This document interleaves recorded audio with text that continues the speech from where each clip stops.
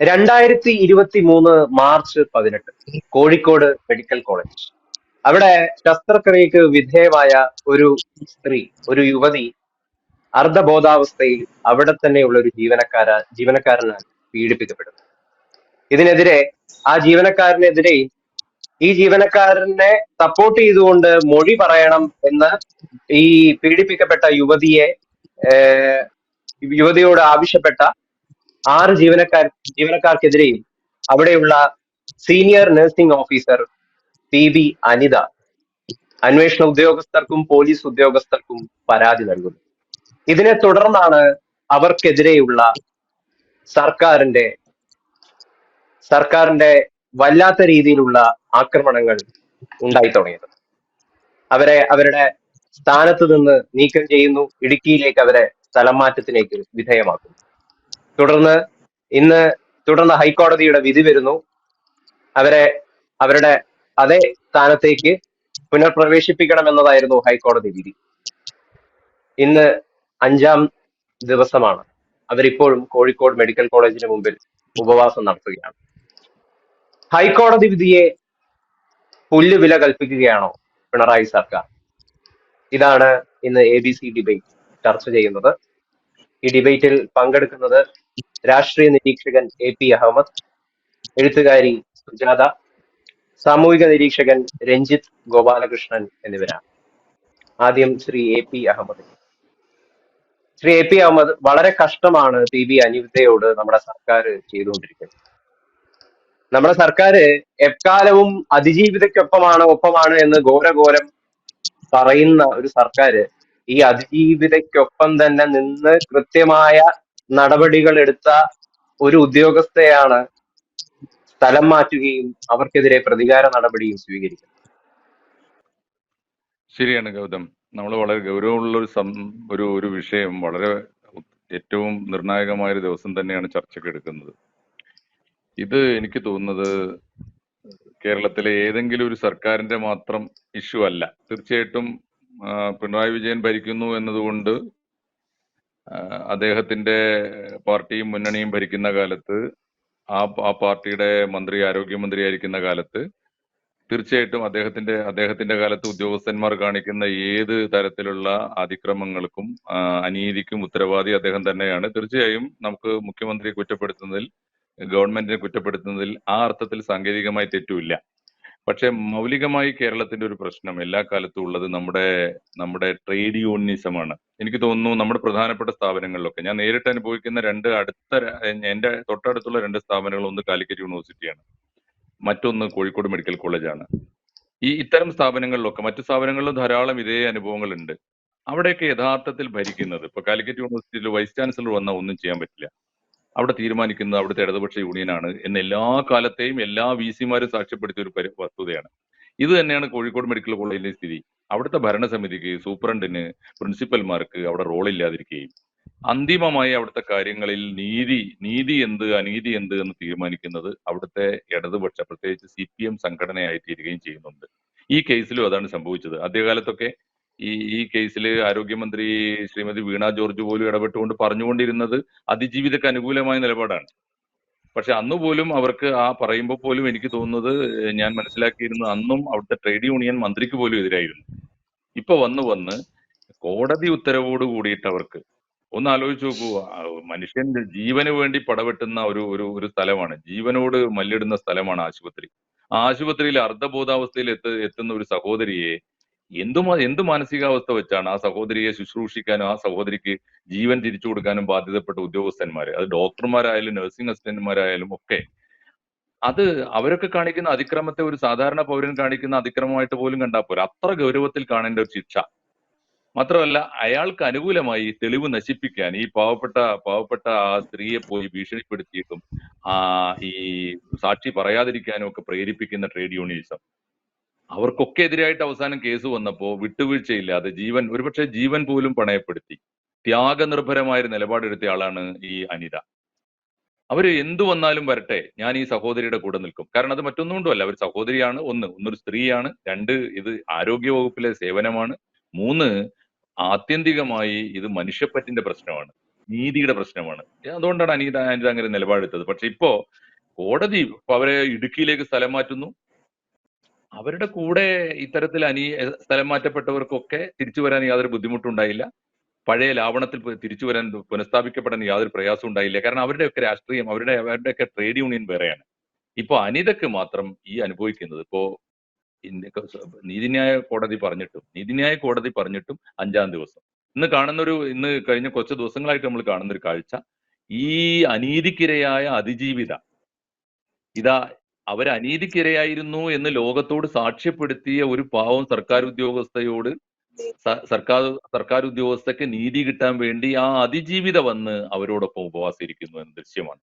അപമാനകരമാണ് കേരളത്തിന്റെ സാമൂഹ്യ ജീവിതത്തിൽ ഈ ചിത്രം. ഉത്തരവാദികൾ ആരായിരുന്നാലും, യഥാർത്ഥ പ്രതികൾ അത് ട്രേഡ് യൂണിയനിസം ആയിരുന്നാലും, അത് മനുഷ്യന്റെ ക്രിമിനലിസം ആയിരുന്നാലും, ഇമ്മാതിരി കുറ്റവാളികളെയും അവർക്ക് കൂട്ടുനിൽക്കുന്നവരെയും ഏത് യൂണിയൻ ബന്ധത്തിന്റെ പേരിലും സംരക്ഷിക്കാൻ കേരളത്തിന്റെ മുഖ്യമന്ത്രിയും ആരോഗ്യമന്ത്രിയും തയ്യാറാവാൻ പാടില്ല.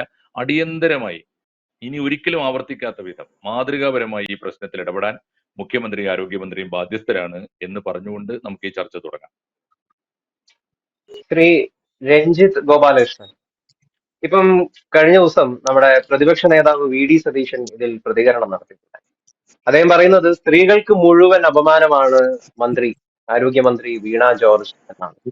ഇപ്പം ഈ ഹൈക്കോടതി വിധി സിംഗിൾ ബെഞ്ച് വിധിയാണ്. ഇതില് PB അനിത യാതൊരു തരത്തിലുമുള്ള തെറ്റും ചെയ്തിട്ടില്ല എന്ന് കൃത്യമായി കോടതി വിശദീകരിക്കുന്നുണ്ട്. മാത്രമല്ല ഏപ്രിൽ 1-ാം തീയതി തിരികെ ജോലിയിൽ പ്രവേശിപ്പിക്കണമെന്നാണ് ഹൈക്കോടതി വിധി പറഞ്ഞിരിക്കുന്നത്. അതെ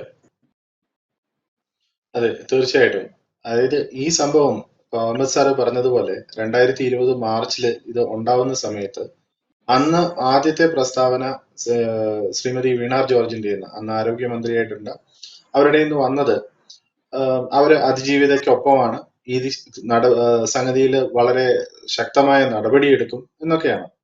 അന്ന് ഈ പ്രതി, അതായത് വടകര സ്വദേശിയായിട്ടുള്ള ഉയ്യനാട് ശശി എന്നു പേരുള്ള ഈ പ്രതി അന്ന് ഒളിവിൽ പോവുകയും ഇയാളെ കുറച്ച് ദിവസങ്ങൾക്ക് ശേഷം പോലീസ് പിടിക്കുകയുമായിരുന്നു.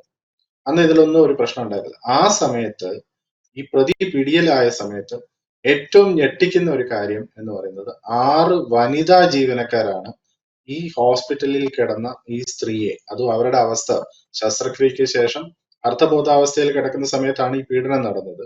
അതിനുശേഷം ഈ പ്രതി പിടിക്കപ്പെട്ടു എന്ന് കണ്ടു കഴിഞ്ഞപ്പോൾ അയാളെ രക്ഷിക്കാനായിട്ട് 6 വനിതാ ജീവനക്കാര്, നഴ്സസ്മാരായിട്ടൊക്കെ ഉള്ള അവരാണ് ഈ സ്ത്രീയെ ചെന്ന് ഭീഷണിപ്പെടുത്തുകയാണ് ചെയ്തത്.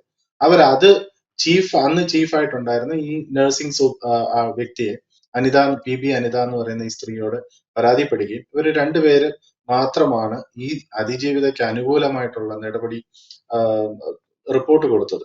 അന്ന് സംസ്ഥാന സർക്കാർ തന്നെ ഇതിൽ നടപടി എടുക്കാൻ പറയുകയും ചീഫ് മെഡിക്കൽ ഓഫീസർ ഇവരുടെ റിപ്പോർട്ട് എടുക്കുകയും ഒക്കെ ചെയ്തു. അതിനുശേഷം ഈ അഹമ്മദ് സാർ ഇപ്പൊ പറഞ്ഞതുപോലെ തന്നെ ട്രേഡ് യൂണിയനിസത്തിലേക്ക് വന്നിരിക്കുകയാണ്. ഇതിപ്പോ കോടതികളെ പോലും ധിക്കരിക്കുക എന്ന് പറയുന്നത് ബേസിക്കലി ജനാധിപത്യത്തോടുള്ള ഒരു അവജ്ഞയാണ് സർക്കാരിനുള്ളത്. ഇപ്പൊ സുപ്രീം കോടതിയുടെ വിധിയാണെങ്കിലും ശരി, എന്തിന് രാഷ്ട്രപതിക്കെതിരെ കേസിന് പോകുന്ന ഒരു സർക്കാരാണ് പിണറായി വിജയന്റെ. അപ്പൊ പിന്നെ മണ്ട ചെയ്യുന്നാൽ 64 ചെയ്യുക എന്നാണ് പറയുന്നത്.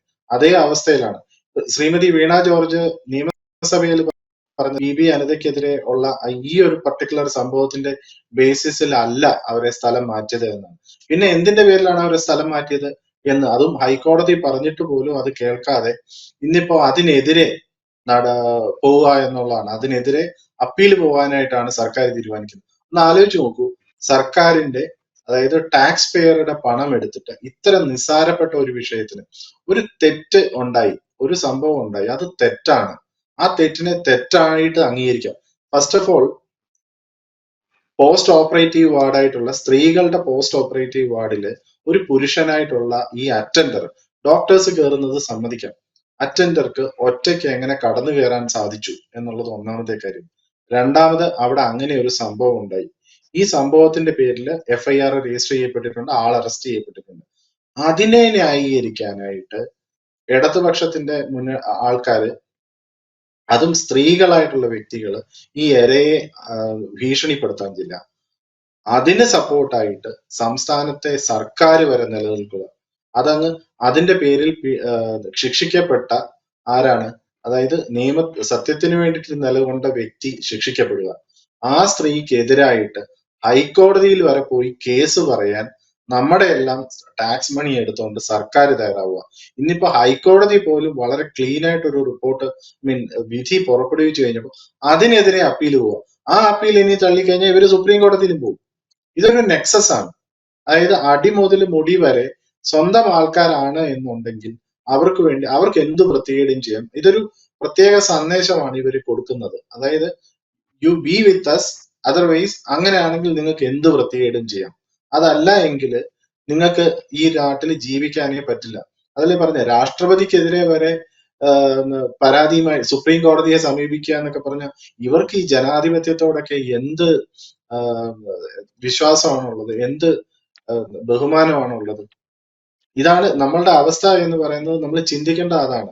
ഒരു പാർട്ടി എന്ന് പറയുന്നത് ഒരു മാഫിയ സംഘമായി മാറിക്കൊണ്ടിരിക്കുകയാണ്. അവർക്ക് സത്യത്തിനോ നീതിക്കോ ഒന്നും യാതൊരു പ്രാധാന്യം കൊടുക്കുന്നില്ല. ഒന്നുകിൽ ഞങ്ങളോടൊപ്പം, ഞങ്ങളെ എതിർക്കുന്നവരെ എല്ലാം ഞങ്ങൾ ഉന്മൂലനം ചെയ്യും. അത് ഏത് രീതിയിലാണെങ്കിലും.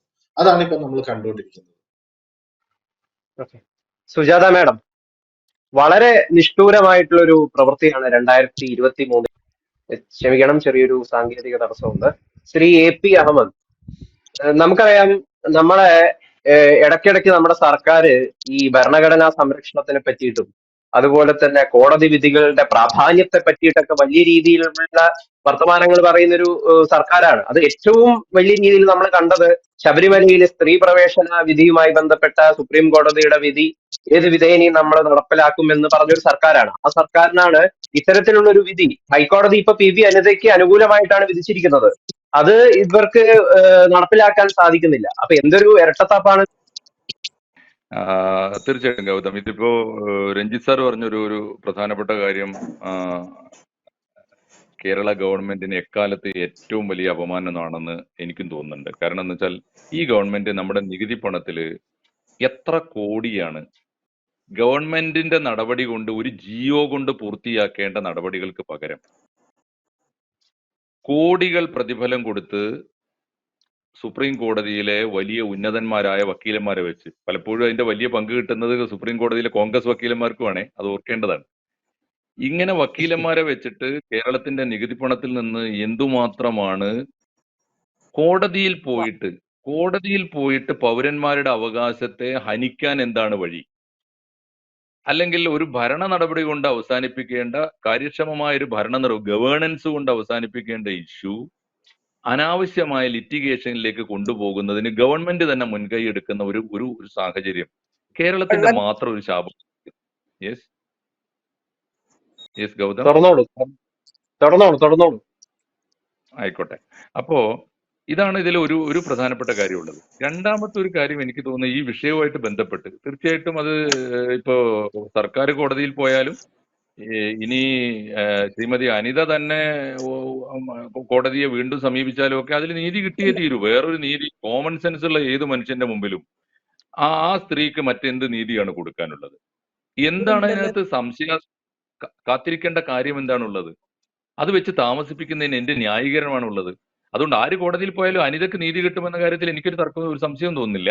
പക്ഷെ ഇതിൽ 2-3 കാര്യങ്ങൾ സർക്കാരിന് ചെയ്യേണ്ടത്. ഒന്ന്, സർക്കാരിനെ എല്ലാ കാലത്തും, പ്രത്യേകിച്ച് ഇടതുപക്ഷ ഗവൺമെന്റുകൾ വരുമ്പോൾ വലിയ ദുഷ്പേരുകൾ എന്നും ഉണ്ടാക്കിയിട്ടുള്ളത് ഈ ട്രേഡ് യൂണിയനിസമാണ്. നോക്കുകൂലി പാടില്ല എന്ന് സർക്കാർ പറഞ്ഞാലും CITUക്കാർ പറയും നോക്കുകൂലി വേണം, ഞങ്ങൾ വാങ്ങും, ആരുണ്ട് ഇവിടെ ചോദിക്കാൻ. ഈ ഒരു നിലപാട് എല്ലാ കാര്യത്തിലും ഉണ്ടത്. എല്ലാ കാര്യത്തിലും ഇത് കണ്ടുകൊണ്ടേയിരിക്കുകയാണ്. ഇത് നമ്മുടെ സാംസ്കാരിക സ്ഥാപനങ്ങളുടെ, നമ്മുടെ വിദ്യാഭ്യാസ സ്ഥാപനങ്ങളുടെ, അക്കാഡമിക് സ്ഥാപനങ്ങളുടെ, ആരോഗ്യ സ്ഥാപനങ്ങളുടെ ഒക്കെ വലിയ നിലയിൽ ബാധിച്ചിട്ടുണ്ട് എന്ന് കാണാൻ നമുക്ക് കഴിയണം. ഇതില് ഒന്നാമത്തെ ഒരു പ്രശ്നം, നേരത്തെ രഞ്ജിത്ത് സാറ് പറഞ്ഞപ്പോൾ അതിന് മൗലികമായ ഒരു ഇഷ്യൂ സൂചിപ്പിച്ചല്ലോ. സത്യത്തിൽ ഇത് ഒരു കേസ് ഉണ്ടാകുന്നു. ഒരു കാരണം, ഒന്നാമത്തെ കാര്യം അതിനകത്ത് അഡ്മിനിസ്ട്രേറ്റീവ് ആയിട്ടുള്ള വലിയ അപകടമാണ്. വളരെ പ്രധാനപ്പെട്ട ചോദ്യമാണത്. എങ്ങനെയാണ് ഒരു അർദ്ധബോധാവസ്ഥയിൽ കിടക്കുന്ന, സർജറിക്ക് ശേഷം അർദ്ധബോധാവസ്ഥയിൽ കിടക്കുന്ന ഒരു പേഷ്യന്റിന്റെ, ഒരു ലേഡി പേഷ്യന്റിന്റെ അടുത്തേക്ക് ഒരു മെയിൽ നഴ്സിംഗ് അസിസ്റ്റന്റ്, മെയിലായിട്ടുള്ള ഒരാളെ ഒറ്റക്ക് പ്രവേശിക്കാനുള്ള അവസരം എങ്ങനെ ഉണ്ടാവുന്നു? അത്തരം പഴുതുകൾ ഇപ്പോഴും നിലനിൽക്കുന്നുണ്ടോ? ഉണ്ടെങ്കിൽ അത് അവസാനിപ്പിക്കാനുള്ള ഭരണ നടപടികൾ സ്വീകരിക്കേണ്ടതാണ്. അതിൽ പ്രധാനപ്പെട്ട കാര്യമാണ്. ഇത് അനിതയുടെ കേസ് നമുക്ക് നൽകേണ്ട ഒരു പാഠം. 2, ഒരു കേസ് ഉണ്ടാകുന്നു, ആ കേസിൽ ആരൊക്കെ പ്രതികളാകുന്നു, അത് അന്വേഷണം നടക്കുന്നു, റിപ്പോർട്ട് ചെയ്യപ്പെടുന്നു, കേസെടുക്കുന്നു, സസ്പെൻഡ് ചെയ്യേണ്ടവരെ സസ്പെൻഡ് ചെയ്യുന്നു. അത് കഴിഞ്ഞാൽ ഈ ട്രേഡ് യൂണിയനിസം എന്ന് പറയുന്ന ഒന്ന് ഒരു സ്ഥാപനത്തിന്റെ നന്മയ്ക്ക് വേണ്ടിയാണെങ്കിൽ ആലോചിക്കേണ്ടത് ഈ രണ്ട് ട്രേഡ് യൂണിയന്റെ നേതാക്കന്മാർക്ക് പരസ്പരം ഇരുന്ന് ആലോചിച്ചിട്ട് എടുക്കാവുന്ന ഒരു തീരുമാനമേ ഉള്ളൂ ഇത്. അത് അപ്പോഴും കോടതിയിലേക്ക് വിടേണ്ടതില്ല. അനിശ്ചിതമായി നീതി കിട്ടേണ്ട ഒരു അതിജീവിതക്കോ അവരെ സഹായിച്ചവർക്കോ അനീതി കിട്ടാൻ പാടില്ല. ട്രേഡ് യൂണിയനിസം എന്ന് പറയുന്നത് ഒരാലോചിച്ച് നോക്കൂ. നമ്മൾ ട്രേഡ് യൂണിയനിസം ഇപ്പൊ എളമരം കരീം CITUവിന്റെ സംസ്ഥാന സെക്രട്ടറിയാണ്. അദ്ദേഹം മത്സരിക്കുന്ന മണ്ഡലം കൂടിയാണ് കോഴിക്കോട്. അവിടെയാണ് ഈ സംഭവം നടക്കുന്നത്. അദ്ദേഹത്തിന്റെ തെരഞ്ഞെടുപ്പ് ഗോതയിൽ അദ്ദേഹം നിറഞ്ഞു നിൽക്കുന്ന സമയത്താണ്.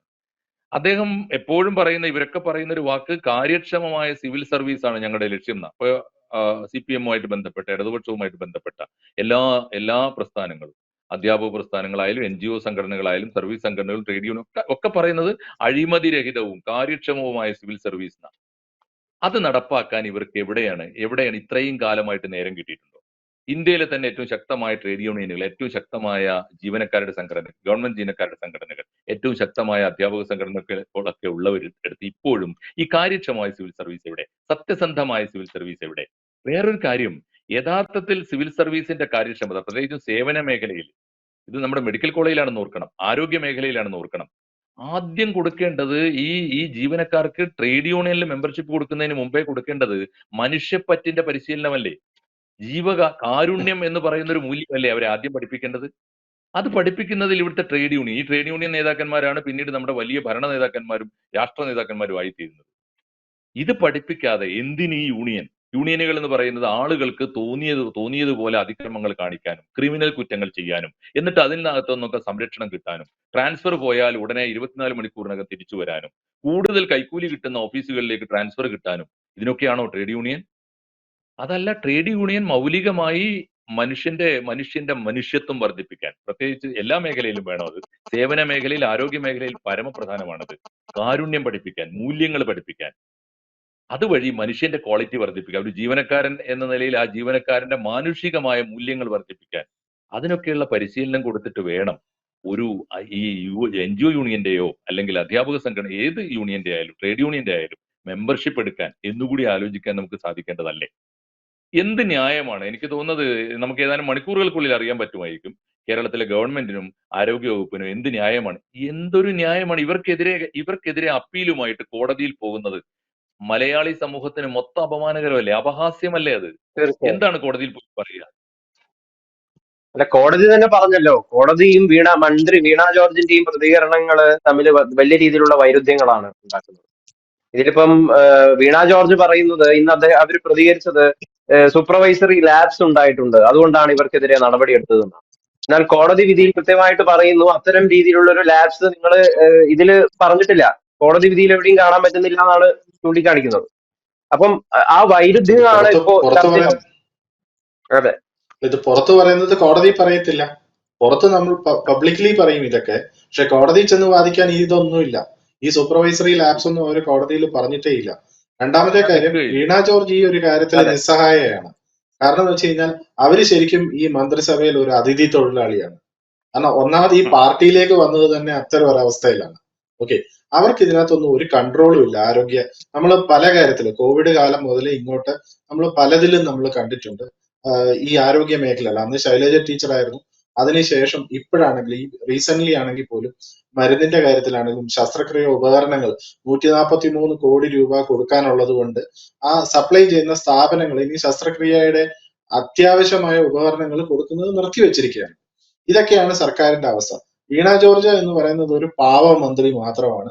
ഭരിക്കുന്നത് സാറ് പറഞ്ഞതുപോലെ ട്രേഡ് യൂണിയൻസ് ആണ്. അതാണ് ഇതിനകത്തെ ഒരു അവസ്ഥ.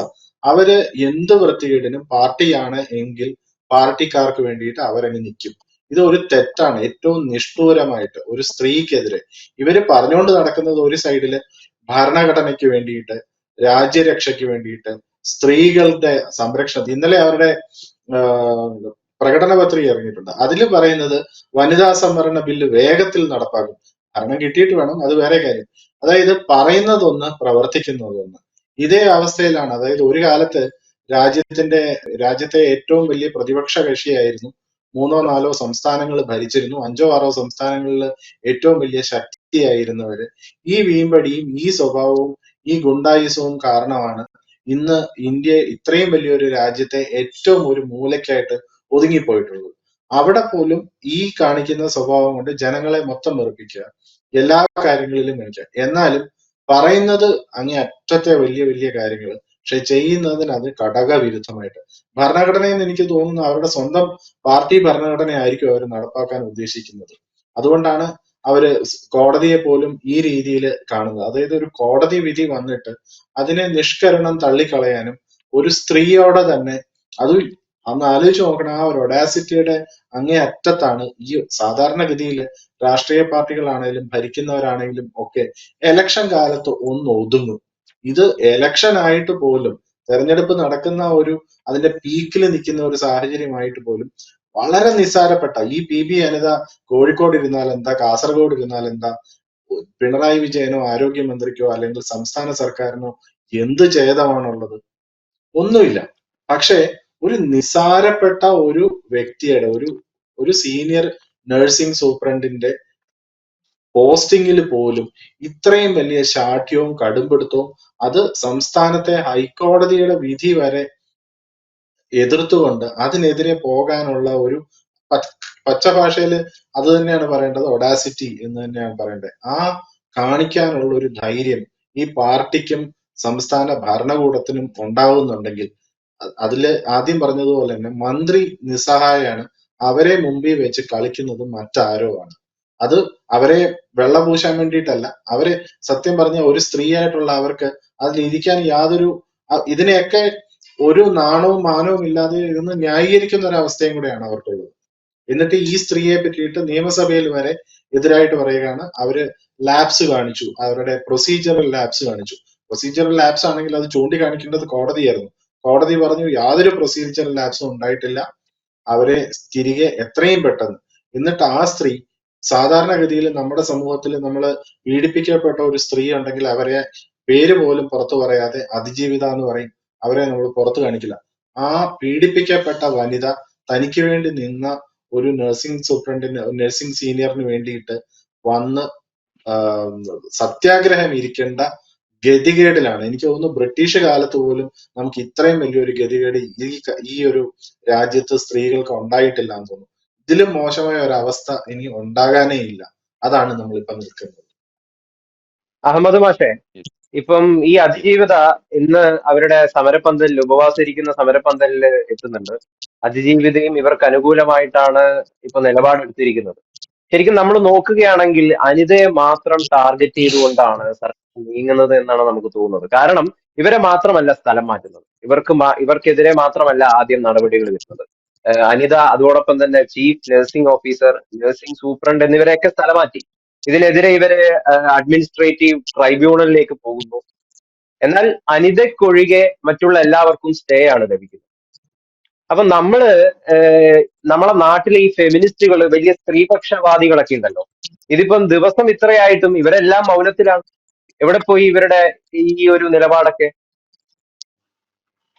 തീർച്ചയായിട്ടും ഗൗതം, ഇത് ഫെമിനിസ്റ്റുകൾ മാത്രമല്ല, നമ്മുടെ ബുദ്ധിജീവികള്, നമ്മുടെ സാംസ്കാരിക പ്രവർത്തകർക്ക്, ഇവർക്കൊക്കെ തന്നെ ആ ഭരണകൂടത്തിന് അസൗകര്യം ഉണ്ടാക്കാത്ത തരത്തിലുള്ള വർത്തമാനങ്ങൾ പറയാനാണ് മഹാഭൂരിപക്ഷത്തിന് ഇഷ്ടം. അപൂർവം ചിലര് വളരെ വളരെ സൗമ്യമായിട്ട് ഒച്ച വെക്കുന്നുണ്ട് എന്നുള്ളത് ഒഴിച്ചാൽ നമ്മുടെ പൊതുമണ്ഡലം, സാംസ്കാരിക മണ്ഡലം, ബൗദ്ധിക മണ്ഡലം ഒക്കെ ആ അർത്ഥത്തിൽ വളരെ പാപ്പരാണ്. കേരളത്തിന്റെ ഏത് ഇൻസ്റ്റന്റ്, ഏത് സംഭവം എടുത്തു നോക്കിയാൽ അത് കാണാനുണ്ട്. ഒന്നാമത്തെ കാര്യം. രണ്ടാമത്, ഇത് വളരെ കൃത്യമാണ്. ഒരേ കുറ്റം ചെയ്ത അല്ലെങ്കിൽ ഒരേ കേസിൽ അകപ്പെട്ട ഒരുപാട് പേരുണ്ടാകുമ്പോൾ ഒരാളെ മാത്രം തെരഞ്ഞുപിടിച്ച് ശിക്ഷിക്കുന്നു, അവരെ മാത്രം കോർണർ ചെയ്യുന്നു, അവരെ മാത്രം, ആരെ കയറ്റിയാലും അവരെ കയറ്റൂല എന്ന നിലപാടെടുക്കുന്നതിന്റെ പേരാണ് ട്രേഡ് യൂണിയനിസം. അപ്പുറത്തുള്ളവരുടെ രാഷ്ട്രീയം വേറെയാണ്, അപ്പുറത്തുള്ളവരുടെ സംഘടനാ മെമ്പർഷിപ്പ് വേറെയാണ്. അതിന്റെ പേരാണ്. മാത്രമല്ല, ഈ ഇപ്പോ CPM യൂണിയന്റെ തലപ്പത്തിരിക്കുന്ന ആളുകൾ ഈ കേസ് തേച്ചുമായ്ച്ച് കളയാനും ഈ ഇരയെ ഭീഷണിപ്പെടുത്താനും ഒക്കെ ശ്രമിക്കുമ്പോൾ അത് സാധ്യമല്ല എന്ന് മാനുഷികമായ ശക്തമായ നിലപാടെടുത്തു എന്നതാണ് ഈ അനിത മാഡം ചെയ്ത കുറ്റം.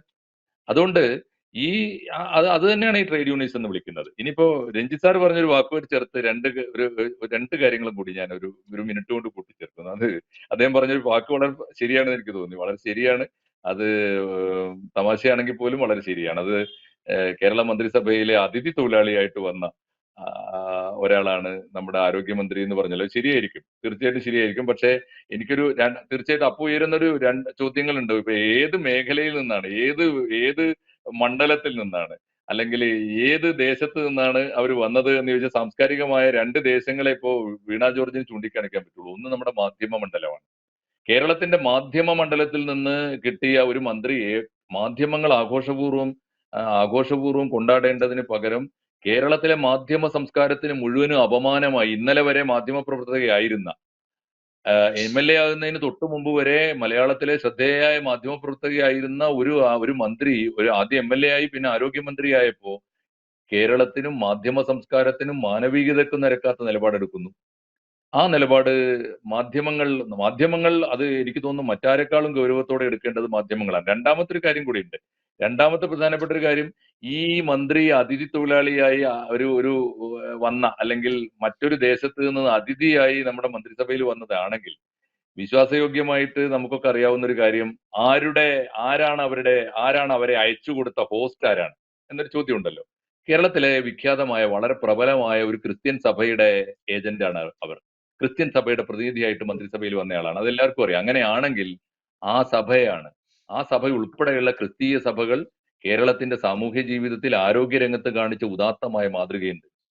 നൈറ്റിംഗേലുമാരുടെ മാതൃക എനിക്ക് തോന്നുന്നു കേരളത്തിന്റെ മാത്രമല്ല ലോകത്തിന്റെ തന്നെ ആരോഗ്യ രംഗത്ത് ക്രിസ്തീയ സമൂഹം, സഭകൾ കാണിച്ച വലിയ മാതൃകയുണ്ട്. അത് കാരുണ്യത്തിന്റേതാണ്. മെഴുകുതിരി പോലെ ഉരുകി തീർന്നിട്ട് മരണത്തെ കാത്തുകിടന്ന മനുഷ്യർക്ക് ജീവിതം കൊടുത്ത മാതൃകയാണ്. ആ സഭയ്ക്കും മാനക്കേടാണ് വീണ ജോർജിനെ മന്ത്രിസഭയിൽ എത്തിച്ച സഭ, എം.എൽ.എ ആക്കിയ സഭ, രാഷ്ട്രീയത്തിലേക്ക് തൊടുത്തുവിട്ട സഭ. ക്രിസ്തീയ സഭകൾക്കും മാനക്കേടാണ്, മാധ്യമരംഗത്തിനും മാനക്കേടാണ്. ഒറ്റ കാര്യം കൂടി ഞാൻ ചേർത്ത് പറഞ്ഞോട്ടെ. ഇതിൽ ഏറ്റവും വലിയ ഉത്തരവാദിത്തമുള്ള രണ്ടുപേർ ഇന്ന് കോഴിക്കോട്ട് അതേ ജില്ലയിൽ മത്സരിക്കുന്നുണ്ട്. ഒന്ന് ഞാൻ നേരത്തെ പറഞ്ഞു, എളമരം കരീമാണ്. എളമരം കരീം CITUവിന്റെ സംസ്ഥാന സെക്രട്ടറി ആണ്. ഇപ്പോ നിലവിലുള്ള രാജ്യസഭാംഗമാണ്. ഇനി അദ്ദേഹം ലോക്സഭയിലേക്ക് മത്സരിക്കുന്നു. ഇതാണ് ട്രേഡ് യൂണിയനിസം എങ്കിൽ, ഇതാണോ സാറേ താങ്കളുടെ ട്രേഡ് യൂണിയൻ, ഇതാണോ താങ്കൾ പഠിപ്പിക്കുന്ന CITU സംസ്കാരം എന്ന് ജനങ്ങൾ ചോദിക്കും ഈ തെരഞ്ഞെടുപ്പിൽ. അത് പ്രധാനപ്പെട്ട ഒരു ചോദ്യമാണെന്ന് കരീം കാക്ക് കാണാൻ കഴിയണം. മറ്റൊരാൾ വലിയ മാലാഖയായി കഴിഞ്ഞ മന്ത്രിസഭയിൽ വാഴ്ത്തിയിരുന്ന ശൈലജ ടീച്ചർ കരീം കാഴ മണ്ഡലത്തിന്റെ തൊട്ടപ്പുറത്തെ മണ്ഡലത്തിൽ, ഇതേ കോഴിക്കോട് ജില്ലയിലെ ആസ്ഥാനമായി വടകര മണ്ഡലത്തിൽ പ്രവർത്തിക്കുന്നുണ്ട്. അവരുടെ കാലത്ത് കണക്കിൽപ്പെടാത്ത അഴിമതികൾ നടന്നതിന്റെയൊക്കെ കണക്കുകൾ ഇപ്പോ നേരത്തെ തന്നെ പുറത്തു വന്നിട്ടുണ്ട്. എങ്കിൽ പോലും ഏറെ നമ്മുടെ ആണുങ്ങളായ മന്ത്രിമാരെക്കാളൊക്കെ ഏറെ വാഴ്ത്തപ്പെട്ട ഒരു മന്ത്രിയാണല്ലോ ആ മന്ത്രി. അവർ സ്ത്രീയാണ്, ആരോഗ്യ വകുപ്പ് കൈകാര്യം ചെയ്ത മന്ത്രിയാണ്, വീണ ജോർജിന്റെ മുൻഗാമിയായി വന്ന മന്ത്രിയാണ്. ആ മന്ത്രി മത്സരിക്കുമ്പോൾ അവർക്കും തൊട്ടപ്പുറത്തെ അവരുടെ കൺമുമ്പിൽ നടക്കുന്ന, കോഴിക്കോട് മെഡിക്കൽ കോളേജിന്റെ മുമ്പിൽ നടക്കുന്ന ഈ ഉപവാസം എന്തിന് ടീച്ചറെ ഈ ഉപവാസം എന്ന ചോദ്യം അവരും നേരിടും. അവരും മറുപടി പറയേണ്ടി വരും. ഓക്കെ. ശ്രീ രഞ്ജിത്ത് ബാലകൃഷ്ണൻ, നമുക്കറിയാം കഴിഞ്ഞ നിയമസഭാ തെരഞ്ഞെടുപ്പിൽ ഏറ്റവും വലിയ ഭൂരിപക്ഷത്തിൽ വിജയിച്ചൊരു മന്ത്രിയാണ് ആരോഗ്യമന്ത്രി കെ ശൈലജ ടീച്ചർ. ഈ ശൈലജ ടീച്ചറെ മന്ത്രിസഭയിൽ നിന്ന് ഒഴിവാക്കേണ്ട ഒരു നടപടി വന്നപ്പോൾ വലിയ രീതിയിലാണ് കേരളത്തിലെ ഫെമിനിസ്റ്റുകളും അതോടൊപ്പം തന്നെ മറ്റാളുകളൊക്കെ പ്രതികരിച്ചത്. അയ്യോ, ശൈലജ ടീച്ചറിനെ മാറ്റുന്നു എന്നൊക്കെ. എന്നാൽ ഇപ്പോ അനിതയെ മാറ്റി അനിതയ്ക്കെതിരെ സർക്കാർ കൃത്യമായ രീതിയിലുള്ള നടപടികൾ അവരുടെ കൂടെ നിൽക്കുന്നില്ല എന്ന് കാണുമ്പോൾ ഒരു ഫെമിനിസ്റ്റുകളും അവർക്കൊപ്പം നിൽക്കാനില്ല. അതാണ് സത്യം. കാരണം ഒന്നാമത്തെ കാര്യം, ഇപ്പൊ അഹമ്മദ് സാർ പറഞ്ഞ പോലെ ശൈലജ ടീച്ചർ എന്ന് പറയുന്ന വ്യക്തി തന്നെ ഊതിപ്പെരിപ്പിച്ച ഒരു ബലൂണായിരുന്നു. അതിലിപ്പോ ഒരു രാഷ്ട്രീയമുണ്ട് അവരെ തീർച്ചയായിട്ടും ഇതിലേക്ക് മത്സരിപ്പിക്കുന്നത്. എങ്കിൽ പോലും ഇവിടുത്തെ മാധ്യമങ്ങളുടെ പരിലാളനകൾ ഒരുപാട് നേടിയ ഒരു വ്യക്തിയാണ് ശൈലജ ടീച്ചർ. അതുകൊണ്ടാണ് അവർക്കിപ്പോ ഒരു വലിയ ഹൈപ്പ് അവിടെ കിട്ടിയിട്ടുണ്ട്. അതേപോലെ തന്നെ മാധ്യമങ്ങളുടെ പ്രിയപ്പെട്ട ഒരു താരമാണ് വീണ ജോർജ്. പക്ഷെ വീണ ജോർജിന് ഇത്തരം ഒരു അവസ്ഥയിൽ ഒന്നും ചെയ്യാനായിട്ട് സാധിക്കുന്നില്ല. കാരണം എന്ന് വെച്ച് കഴിഞ്ഞാൽ അവര് ഈ പറയുന്ന തെറ്റുകാരെ ന്യായീകരിക്കുന്ന ഒരവസ്ഥയിലാണ്. അതായത് തെറ്റ് കാണിക്കുന്നവര്, സത്യത്തിനൊപ്പം നിലകൊള്ളുന്നവര് തെറ്റുകാരാവുന്ന ഒരവസ്ഥയിലാണ് നമ്മളുടെ രംഗം നിൽക്കുന്നത്. അതേപോലെ തന്നെ ആരോഗ്യ മേഖലയിൽ അടിമുടി അഴിമതിയാണ്. അടിമുടി കെടുകാര്യസ്ഥതകളാണ്. അവർക്ക് ഒന്നും ചെയ്യാൻ സാധിക്കുന്നില്ല. അവരൊന്നും ചെയ്യുന്നില്ല. അത് അത് മാത്രമല്ല, ഈ ഒരു വ്യക്തി മാത്രമല്ല പീഡിപ്പിക്കപ്പെട്ടിട്ടുള്ളത്. നമുക്കറിയാം കോവിഡ് കാലത്ത് ആംബുലൻസിൽ വെച്ചിട്ട് ഒരു യുവതി പീഡിപ്പിക്കപ്പെട്ടത്. അതെ അതേപോലെ തന്നെ പല പല പീഡനങ്ങളും ഹോസ്പിറ്റലുകളിൽ. ഇത് ആദ്യത്തെ സംഭവമല്ല. ഇതാണ് തുടർന്നുകൊണ്ട് പോകുന്നതെങ്കിൽ ഇത് അവസാനത്തെ സംഭവം ആകാൻ പോകുന്നില്ല. ഞാൻ ആദ്യം പറഞ്ഞതുപോലെ തന്നെ ഹോസ്പിറ്റലിൽ ഒരു ഡെക്കോറം ഉണ്ട്. അതായത് സ്ത്രീകൾക്ക് അവർക്ക് കിട്ടേണ്ട പ്രൈവസി, അവർക്ക് കിട്ടേണ്ട യുനോ സുരക്ഷ, ഇതൊന്നും നമ്മുടെ ഹോസ്പിറ്റലുകളിൽ പോലും, പ്രത്യേകിച്ച് ഏറ്റവും ഹൈജീനിക് ആയിട്ടും ഏറ്റവും സുരക്ഷിതമായിട്ടും ഒക്കെ ഉണ്ടാവേണ്ട പോസ്റ്റ് ഓപ്പറേറ്റീവ് വാർഡുകളിൽ പോലും, അന്ന് പറയുന്നത് മറ്റൊരു രോഗി ആ സമയത്ത് അത്യാസന്ന നിലയിലാവുകയും അവിടെ ഉണ്ടായിരുന്ന എല്ലാവരും അങ്ങോട്ട് പോയപ്പോഴാണ് ആ തക്കത്തിനാണ് ഇയാൾ ഇവിടെ കടന്നു കയറിയത്. അങ്ങനെ കടന്നു കയറാൻ പാകത്തിന് എങ്ങനെ സംഭവിച്ചു? ഇത്തരം സാധനങ്ങൾക്കൊന്നും ഒരു സുരക്ഷയോ ഒരു ഗാർഡോ ഒന്നുമില്ലേ? അല്ലെങ്കിൽ അതിനൊരു നിർദ്ദേശമില്ലേ പുരുഷന്മാർ അവിടെ കയറാൻ പാടില്ല എന്നുള്ളതിന്? മറ്റു രാജ്യങ്ങളിലും മറ്റു സംസ്ഥാനങ്ങളിലും ഒക്കെ അങ്ങനെ തന്നെയാണുള്ളത്. പക്ഷെ കേരളത്തിൽ ഇതൊന്നും കാണുന്നില്ല. ഈ ഒരു സംഭവം ഉണ്ടായിട്ട് ഏറ്റവും ഗുരുതരമായ ഒരു കാര്യം അതാണ്. ഒരു വർഷമായിട്ടും ഒരു മാധ്യമങ്ങളോ ഒരു സ്ത്രീപക്ഷ ചിന്താഗതിയുള്ള മനുഷ്യരോ ഈ ഒരു പർട്ടിക്കുലർ പോയിന്റ് ചൂണ്ടിക്കാട്ടിയിട്ടില്ല. ഒരു സംഭവം ഉണ്ടായി, പ്രതിയെ പിടിച്ചു. ആ പ്രതിക്ക് വേണ്ടി അനുകൂലമായിട്ട് നിന്നവരെ മൊഴി കൊടുത്തതും സ്ത്രീകളാണ്. അവർക്കെതിരെ മൊഴി കൊടുത്ത വ്യക്തിയെ സസ്പെൻഡ് ചെയ്യുകയും അവരെ ശിക്ഷിക്കുകയുമാണ് ചെയ്തിട്ടുള്ളത്. പ്രതിയൊക്കെ ജാമ്യത്തിൽ ഇറങ്ങിപ്പോയിട്ടുണ്ടാവും. അതേസമയം തന്നെ എന്നാൽ എന്തുകൊണ്ട് ഈ ഒരു സംഭവം ഉണ്ടായി? നാളെ ഇങ്ങനെ ഒരു സംഭവം ഉണ്ടാകാതിരിക്കാനുള്ള ഒരു നടപടി, അത്തരം ഒരു സർക്കുലർ, അത്തരം ഒരു നിയമം ഈ സർക്കാർ ഇറക്കുന്നതിനെ പറ്റി ചിന്തിച്ചിട്ടുണ്ടോ? ഇല്ല. ഇന്നും അതേ അവസ്ഥ തന്നെയാണ്. സ്ത്രീകള് പ്രസവ വാർഡിലാണെങ്കിലും പോസ്റ്റ് ഓപ്പറേറ്റീവ് വാർഡിലാണെങ്കിലും സ്ത്രീകളുടെ മറ്റ് സാധാരണ വാർഡുകളിലാണെങ്കിലും നമ്മുടെ സർക്കാർ ആശുപത്രികളിൽ പുരുഷന്മാരായിട്ടുള്ള അറ്റൻഡർമാരും മെയിൽ നഴ്സുമാരും രാവും പകലും കയറി ഇറങ്ങി നടക്കുന്നുണ്ട്. അത് വളരെ ഗുരുതരമായ ഒരു കാര്യമല്ലേ? ഇത്തരം കാര്യങ്ങൾ ചൂണ്ടിക്കാണിക്കാൻ ഈ പറയുന്ന മാധ്യമങ്ങളോ വനിതാ പ്രവർത്തകരോ സർക്കാരിലോ പാർട്ടിയിലോ ആരും തയ്യാറാവുന്നില്ല എന്നുള്ളൊരു വളരെ പ്രധാനപ്പെട്ട കാര്യം. രണ്ടാമത്തെ കാര്യം, തെറ്റ് ചെയ്യുന്നവരെ അല്ല, തെറ്റ് ചെയ്യുന്നത് ചൂണ്ടിക്കാണിക്കുന്നവരെയാണ് ഈ സർക്കാരും പാർട്ടിയും എതിർക്കുന്നതും ശിക്ഷിക്കുന്നതും. അവരെയാണ് വേട്ടയാടുന്നത്. അവർക്ക് വേണ്ടി ജനങ്ങളുടെ പൈസ എടുത്തിട്ട് ഹൈക്കോടതി വരെ പോയി പരാതി കൊടുക്കുകയും ആ ഹൈക്കോടതിയുടെ വിധി വന്ന ശേഷം അത് നടപ്പാക്കാതെ അതിനെതിരെ അപ്പീൽ കൊടുക്കുന്നതിനെ പറ്റിയും ചിന്തിക്കുന്ന ലജ്ജാകരമായ ഒരു അവസ്ഥയാണുള്ളത്. ഇതിനെതിരെ പറയാൻ നമ്മുടെ മാധ്യമങ്ങൾക്ക് പോലും പറഞ്ഞു. കാരണം ആ മാധ്യമങ്ങള് നമ്മുടെ നാട്ടില് ഒരു വൺ സൈഡഡ് ആണെന്ന് പറയേണ്ടി വരും. മേജോറിറ്റി ഓഫ് മാധ്യമങ്ങൾ വൺ സൈഡഡ് ആണ് എന്ന് പറയേണ്ടി വരും. അതും വളരെ പരിതാപകരമായ ഒരു അവസ്ഥയാണ്. കാരണം ഇതെല്ലാം ചേർന്നുള്ള ഒരു നെക്സസ് ആണ് നമ്മളെ ഭരിച്ചുകൊണ്ടിരിക്കുന്നത്. ഈ അവസ്ഥ മാറണം, മാറിയേ പറ്റൂ. ഞാൻ മുമ്പേ പറഞ്ഞ പോലെ ഈ ഒരു ഇലക്ഷൻ കാലത്ത് പോലും ഇത്തരം ഒരു കാര്യം ചെയ്യാനായിട്ട് സർക്കാരിന് ഒരു ലജ്ജ തോന്നുന്നില്ല എന്നുണ്ടെങ്കിൽ അത് വെറും ഗുരുതരമായല്ല, വളരെ അപകടകരമായ ഒരു അവസ്ഥയിലാണ് നമ്മുടെ ജനാധിപത്യം നിൽക്കുന്നത്. അതാണ് നമ്മൾ മനസ്സിലാക്കുന്നത്. ഇതിനെതിരെ സർക്കാർ എന്തായാലും ഹൈക്കോടതിയുടെ പി അനിതയ്ക്ക് അനുകൂലമായിട്ടുള്ള ഹൈക്കോടതി വിധിക്കെതിരെ സർക്കാർ അപ്പീൽ നൽകുമെന്നാണ് ഇപ്പോൾ അറിയിച്ചിരിക്കുന്നത്. എന്തായാലും അത് വളരെ വലിയ രീതിയിൽ അപലപനീയമാണ്. ഒരിക്കലും നമുക്കതിനെ അനുകൂലിക്കാൻ പറ്റില്ല. കേരളം കാലാകാലങ്ങളായിട്ട് സെലക്റ്റീവായിട്ടുള്ള ഉദാസീനതകൾ കാണിക്കാറുണ്ട് പല വിഷയങ്ങൾ. അതുപോലെ തന്നെയാണ് ഇപ്പോ അനിതയോടും കാണിക്കുന്നത് എന്നാണ് നമുക്ക് തോന്നുന്നത്. ഇത്രയുമായിട്ടും വലിയ രീതിയിലുള്ള സ്ത്രീപക്ഷവാദികളൊന്നും അവരെ അനുകൂലിച്ചുകൊണ്ട് അവർക്കൊപ്പം നിന്നുകൊണ്ടുള്ള പ്രതികരണങ്ങൾ ഇതുവരെ നടത്തിയിട്ടില്ല. ഇന്ന് 5ാം നാളാണ് അവരുടെ ഉപവാസ സമരം. അത് എത്ര നാൾ നീളുമെന്ന് നമുക്കറിയില്ല. എന്തായാലും അനിതയ്ക്ക് അനുകൂലമായിട്ട് ഈ സർക്കാരിന് നിൽക്കാൻ സാധിക്കട്ടെ എന്ന് മാത്രമേ പറയാനുള്ളൂ. ഈ ചർച്ചയിൽ പങ്കെടുത്ത എല്ലാവർക്കും നന്ദി. കൂടുതൽ വാർത്തകളും വിശേഷങ്ങളും നിങ്ങളിലേക്ക് എത്താൻ ABC മലയാളം സബ്സ്ക്രൈബ് ചെയ്യുക, ബെൽ ബട്ടണും അമർത്തുക.